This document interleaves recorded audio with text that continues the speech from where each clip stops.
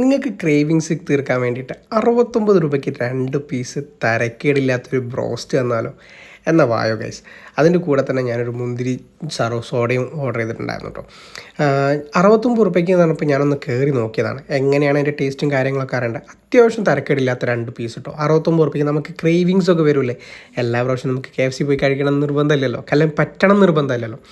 അതുകൊണ്ട് തന്നെ 69 രൂപയ്ക്ക് അത്യാവശ്യം തരക്കേടില്ലാത്തൊരു സ്ഥലമാണ് കേട്ടോ ഇത്.